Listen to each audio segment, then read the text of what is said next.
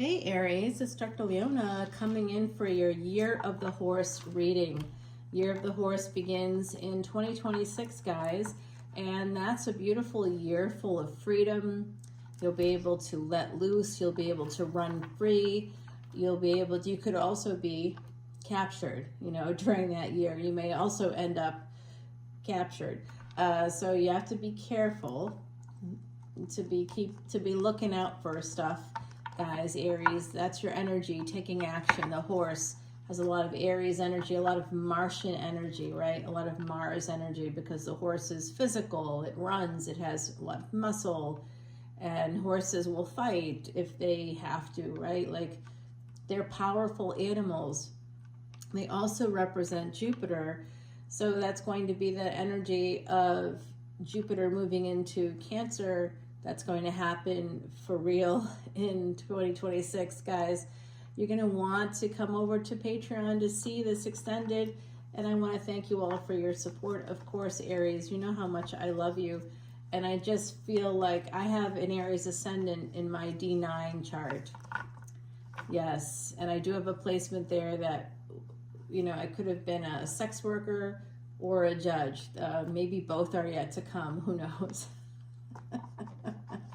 Actually, I would have been military. Would have been really, there is something there about military service or working as a soldier in war, during wartime in a past life. That's there, and actually saving someone's life during wartime, but obviously not my own, because I died during a war.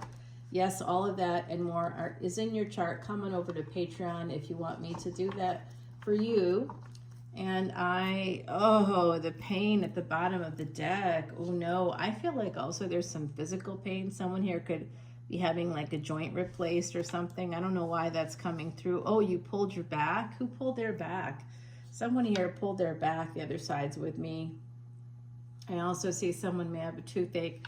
So there's some pain in the Aries collective. I'm sorry about that, guys. Mars is in Scorpio, and it's a stellium there, and that might be a little bit uncomfortable, but Mars is a party guy. Mars likes a good time. So Mars is going to be crossing that Gandanta point, or the span of Ophiuchus. Ophiuchus, all planets go through Ophiuchus for a certain number of degrees. It's counted as Scorpio because it's, happens right there. So the full 30 degrees of Scorpio doesn't actually take place in Scorpio. Some of those degrees take place in Ophiuchus. We do have that category. Go check it out when you get a chance. If you have Scorpio and Saggy placements especially, right? Somewhere in between there is Ophiuchus. And that Gandanta is a karmic knot. So the Strength card here bringing me Empress vibes. Empress is usually Venus in the second house, but could also be Venus in the fifth house. We have that energy of Taurus and Leo coming out right out of the gate. Strength, having a lot of strength. That's you as well. So then we have the Three of Cups here. Leo and Cancer coming out for you, along with a King of Swords. That's your energy. You are a cardinal sign, air of fire. I kind of see that happening here. Wow. Someone lives near water as well. It could be a river, a pond, a lake.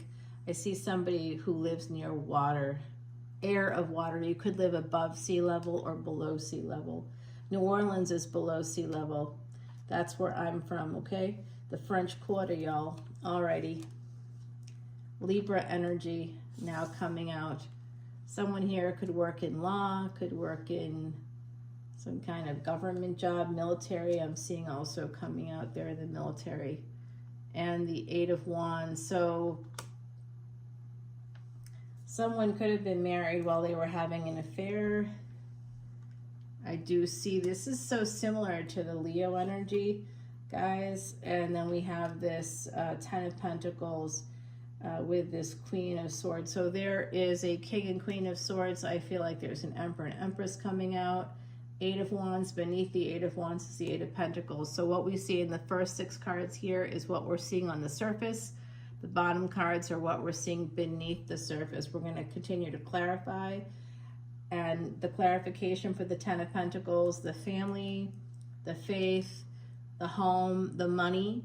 The Queen of Swords has all of it. So there's a Queen of Swords here, a match to this person.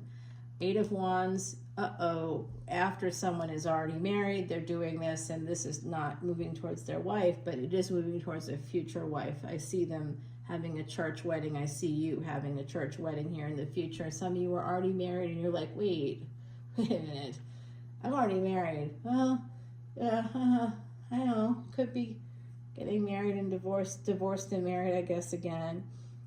Some of you perhaps, huh? I think someone here is moving towards a career in law, the legal field, government. You know, you may be taking the civil service exam here in the States. I don't know. You could be working in any of those kinds of spaces. Justice with the moon, that's Venus. And like Venus in Cancer is a space of acceptance. Especially you'll have to accept things about becoming a mother. There's karma with being a mother with this energy. So part of the karma of being a mother in general is just that when you actually want to live your life after you've maybe gotten divorced or separated, you will be judged in a way that if you have a masculine partner, they will not be judged. They will be clapped on the back for, hey, good for you for moving on. Well, you will be looked at as the homewrecker, as somebody that was cheating, whether you did or you didn't. You'll always be seen in that shades of whore. And if you're a feminine energy or somebody who actually is a woman, right? Like you're going to be seen that way using this. There's going to be that slut shaming. It's just unbelievable what will happen to you. So there is something hidden in a marriage, something that happened under the cover of darkness, something that may have occurred, these emotions, this sexual energy, the abundance, all of it's tied in here. I'm putting a little heart over all this because I feel like it needs to be healed. But I do see that what's here is an energy, Aries, of meeting somebody through your profession. Okay, so I don't know if that's the case for you or not, maybe through their profession or in their workplace. There's, with the World card turning here, this King of Swords, their energies, their emotions have shifted, have changed, because they're turning toward you. Okay, especially if you have Cancer placements, Leo, Sagittarius placements. Okay, I see that coming through with Queen of Wands. Yep, they're turning toward you, right? There's this energy of wanting you, and you may be manifesting them as well. Like the two of you have a lot of sexual energies coming through for me, and there you are, Aries, coming right out there. Strength card. You are so attracted to this person, and they're attracted to you. You like their strength. You like that they're strong. You like that they'll fight back. You like that they don't just cave or crumble. You like that you'll say, hey, I want to go do this, and they'll say no. No, that's not going to work for me. Or, you know, they'll say, hey, I want to go XYZ. You might say no, and then they'll fight you. They'll be like, no, you have to do this. This is the right thing to do. This is, you know, they will give you a lot of reasons. They'll match your energy. I think you like them. You're a good match. Whoever this is, they've got a lot of fiery energy too. And I see you two getting married here. I think that sex leads to a relationship for you. It may have not have started off that way. It may have started off as, you know, I just really am attracted to this person and they seem attracted to me and I just really want to be with them. But it turns into something a little more, doesn't it? I see that sunlight after darkness, number 11. There's an awakening coming in for you according to our spirit guides here on the channel. We do see that energy, the cherry blossoms.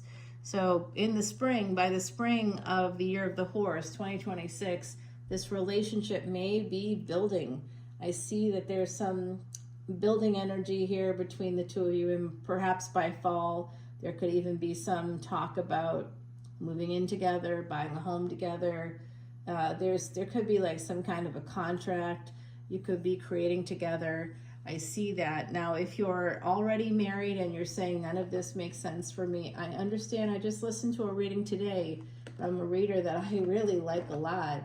And it just, none of it like resonated. And I was like, why do I think she's talking about herself?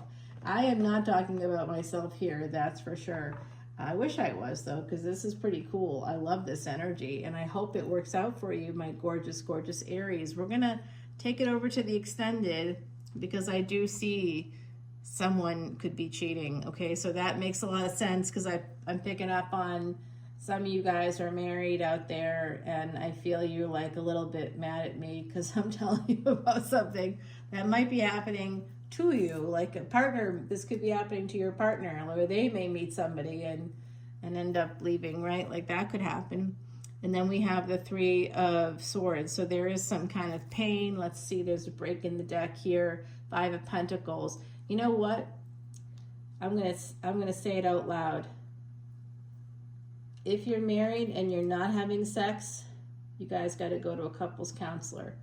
All right, figure out why you're not having sex. I see a sexless marriage, some lack in the marriage. I also see someone being financially abused, not wanting to be financially abused anymore, wanting to have an equal partnership.